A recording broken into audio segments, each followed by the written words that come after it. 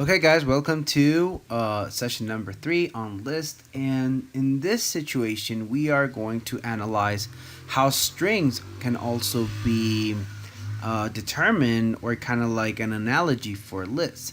Now a string is just a set of characters that are placed together to form a list, or we could say a list of characters. Okay, so we have hello world, and imagine that hello world is a list of each of the characters that compose this string. So we have Hello.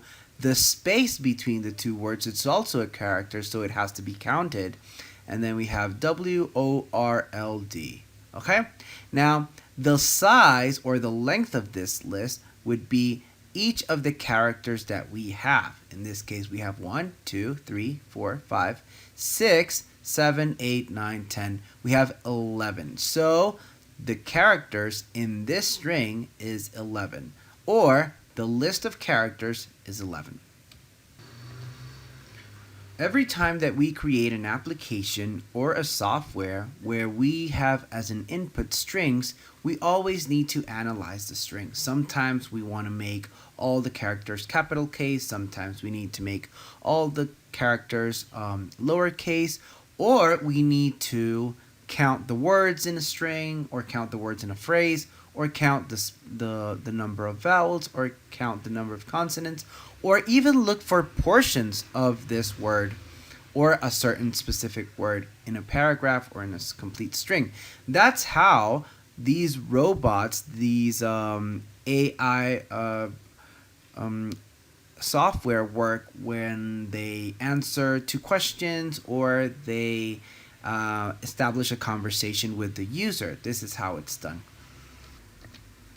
So in Thunkable, what we're going to do is that we're going to create a text statistic app.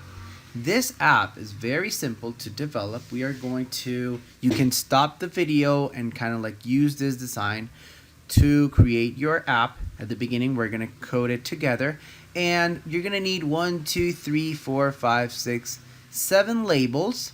Okay. After these 7 labels, you're going to put a text input where we are going to write down our string, and then finally a button where we are going to trigger everything that we need. Now, this is for the title, the string length, which is the number of characters that we're going to find out how to do that, the word count, which how many words are there in the string, the total number of vowels, and that's it. So what I'm going to do right now is, since I have all these label 1, label 2, label 3, I really want to change the default name of these, so when I go to my block diagram, I know what I'm coding. So when I click on this one, this is label 3. So instead of that, I'm going to name it the length of the string length. Okay, and then label number 5, in this case, is going to be the word count. So I'm changing these names on the top just so I know on my block diagram. And then I have the total vowels. It's label 7, and I'm going to change it to total vowels. Okay, and these are going to be the labels that I'm going to use. Okay. Okay, now let's go to the block diagram and let's start adding some code. So the first thing we need to do, as always, we need to set our variables. What are the variables that we're going to need? So I'm going to need a variable to store the string, the full string from the text input. So that's the first thing we want to think of. So I'm going to initialize a variable called str, which is going to be the initial string. Okay, and I'm going to just put a simple null or an empty string on it. Okay, so remember, if I go to text, I can add an empty string to this variable, and that way I can start creating my string. Then I am going to see what other variables do I need. So I'm going to need a word count, and the word count is basically an integer number. So let's create another one with the word count. I'm going to call it word count, or word C, and I'm going to initialize this one to 0. Then I have another variable that I'm going to need, and that is the vowel count. So I'm going to say vowel C, which is the vowel count. It's also a number, so I'm going to initialize it to 0. And I think that's it. I think we are good because we have the string. Oh, and the string length is just the size of my string, or I can also create a variable for that, and I'm going to just call it string length, okay? So let's create another variable, which is called str length. Okay, and I'm also going, since this is going to be a number, I'm also going to initialize this variable to 0 just for default, and so we can start programming. Okay, so as soon as we created our variables, I am going to start analyzing the word. Okay, so when I click the button, as soon as I click the button, I need to store whatever it's in the text input. So on the text input, okay, I am going to get the information from the text input. So the text input, okay, so I'm going to set the variable, of course, I'm going to set the variable string to whatever it's on the text input. So I'm going to get the text input from here. So from the text input, I'm going to get the text. Now, str has all the information stored in text input, okay? And we can start playing and analyzing str. Okay, since we are going to handle our strings as a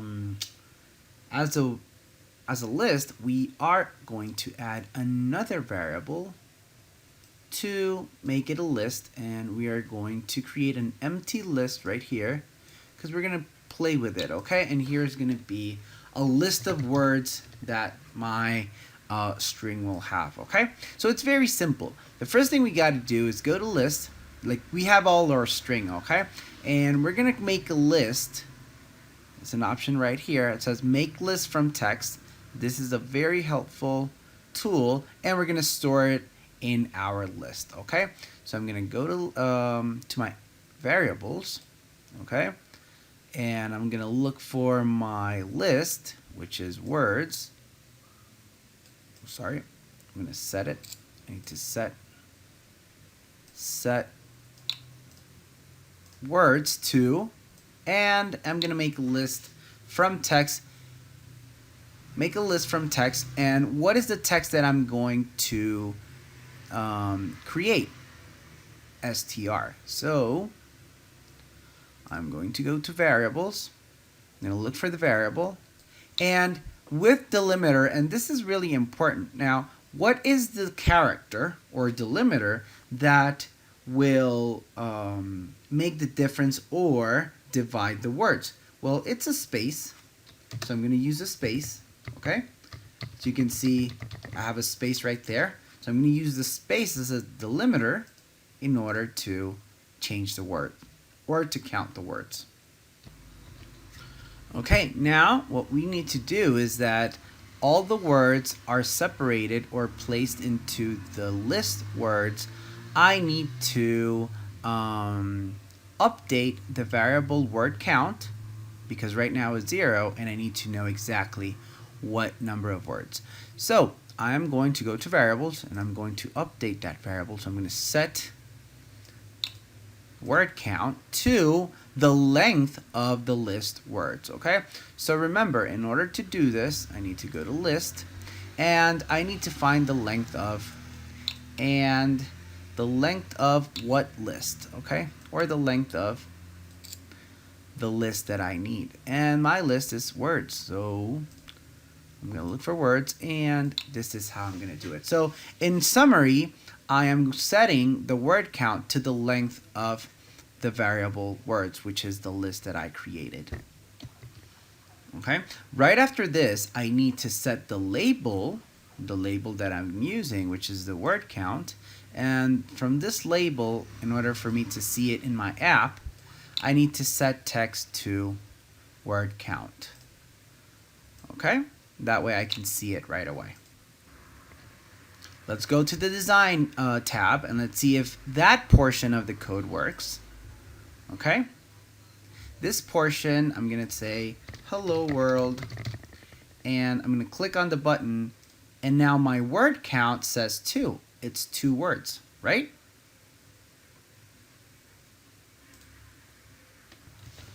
Okay, we have worked with our text palette before, and what we're going to do right before we start manipulating or using a string is that we want to trim the string. And trimming is really important because sometimes people input messages or strings with a lot of spaces before the actual string and a lot of spaces after the string, and that creates confusion for algorithms. So something that is really important is to trim the text right before we actually manipulate it. So I'm going to text, and I'm going to look for an option or a function called trim spaces from both sides of this one. So what I'm going to do is that I'm going to update, just take this out for a minute, I'm going to update my str, basically because this is a variable. So variables, okay, so first I'm going to set my app variable string to the text input. Okay, then I'm gonna trim this space, also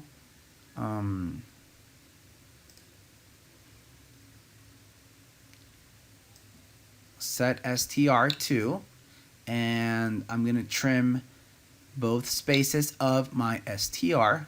Hopefully this can be done like this. I'm doing it in 2 steps, okay?